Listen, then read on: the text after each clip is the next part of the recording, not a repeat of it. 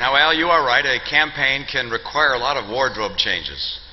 Blue jeans in the morning, perhaps, suit for a lunch fundraiser, sport coat for dinner, but it's nice to finally relax and to wear what Ann and I wear around the house.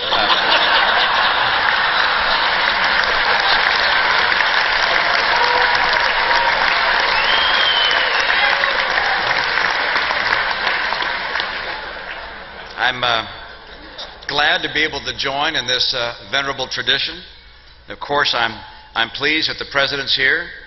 We were chatting pleasantly this evening as if Tuesday night never happened.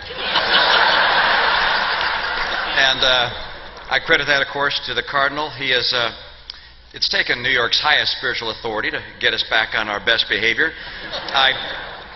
I was actually hoping the President would bring Joe Biden along this evening, because he'll laugh at anything.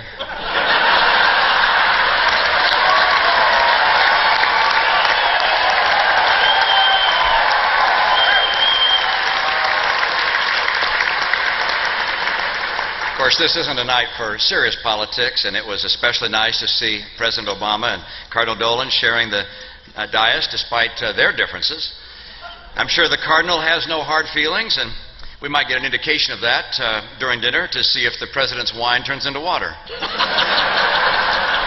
Or for that matter, whether my water turns into wine. I'm pleased to once again have the chance to see Governor Cuomo, who's already being talked about for higher office. A very impressive fellow, but he may be getting a little ahead of himself. I mean, let me get this straight. The man has put in one term as a governor. He has a father who happened to be a governor, and he thinks that's enough to run for president.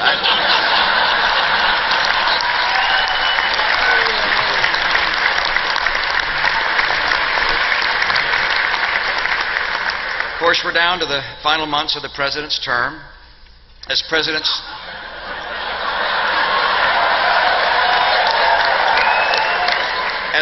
Obama surveys the Waldorf banquet room with everyone in white tie and finery, you have to wonder what he's thinking.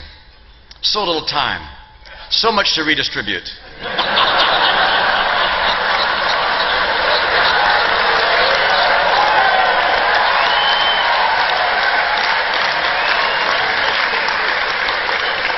And don't be surprised if the President mentions this evening the monthly jobs report where there was a slight improvement in the numbers.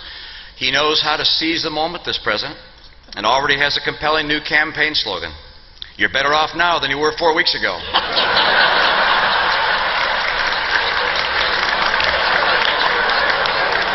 You know, with or without all the dignitaries that are here, the Al Smith dinner surely lives up to its billing. Usually when I get invited to gatherings like this, it's just to be the designated driver.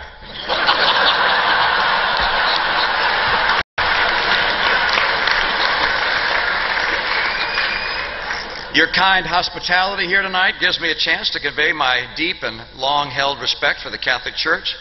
I have special admiration for the Apostle St. Peter, to whom it is said, "Upon this rock I will build my church." The story is all the more inspiring when you consider that he had so many skeptics and scoffers at the time who were heard to say, "If you got a church, you didn't build that."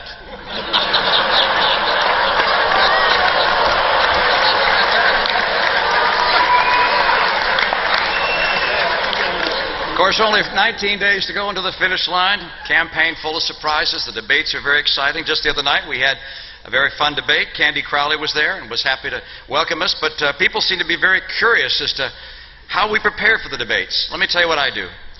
First, refrain from alcohol for 65 years before the debate. Second, find the biggest available straw man and then just mercilessly attack it.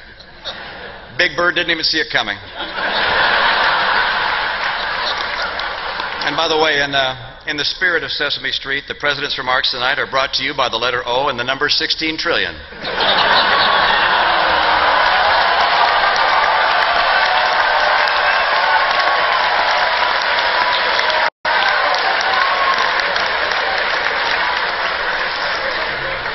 Campaigns can be grueling, exhausting. President Obama and I are each very lucky to have one person who's always in our corner, someone who we can lean on, and someone who's a comforting presence without whom we wouldn't be able to go another day. I have my beautiful wife, Ann. He has Bill Clinton.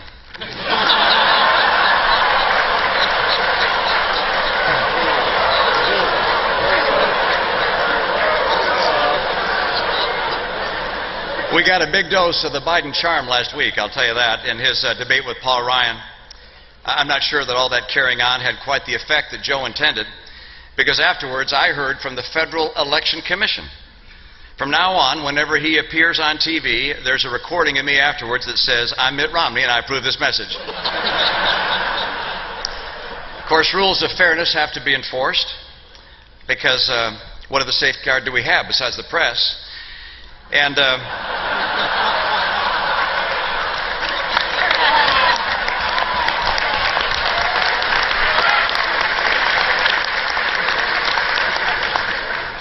I never suggest that the press is biased. I recognize they have their job to do, and I have my job to do. My job is to lay out a positive vision for the future of the country, and their job is to make sure no one else finds out about it.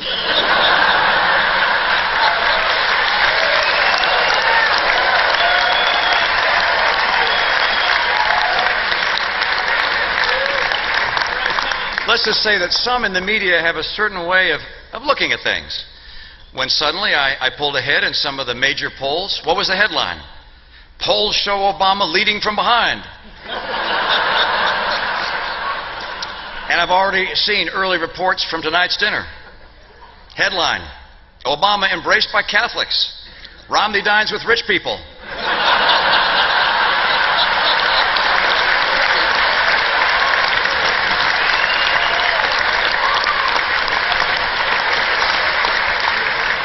Of course, the president has put his own stamp on relations with the church. There have been some awkward moments, like when the president pulled Pope Benedict aside to share some advice on how to deal with his critics.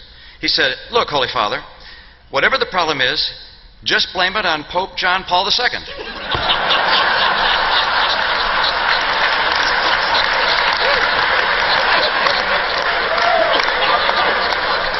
Of course, the president has found a way to take the sting out of the Obamacare mandates for the church. From now on, they're going to be in Latin.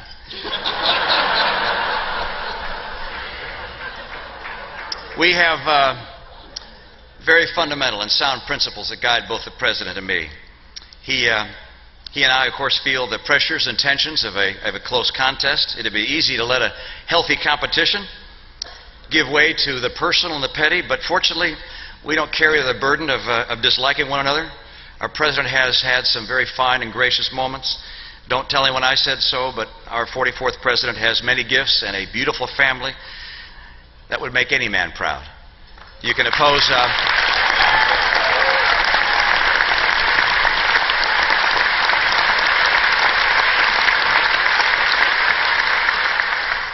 In our country, you can oppose someone in politics and make a confident case against their policies without any ill will. And that's how it is for me. There's more to life than politics. At the Al Smith Foundation and the Archdiocese of New York, you show this in the work you do, in causes that run deeper than allegiance to party or to any contest of the moment. No matter which way the political winds are blowing, what work goes on day in, day out by this organization and you. You answer with calm and willing hearts, in service to the poor, in care for the sick, in defense and the rights of conscience, and in solidarity with the innocent child waiting to be born. You strive to bring God's love into every life.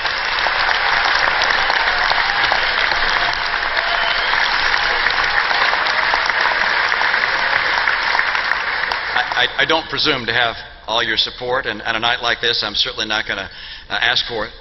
But you can be certain that in the great causes of compassion that you come together to embrace, that I stand proudly with you as an ally and friend. God bless you all, and God bless the United States of America.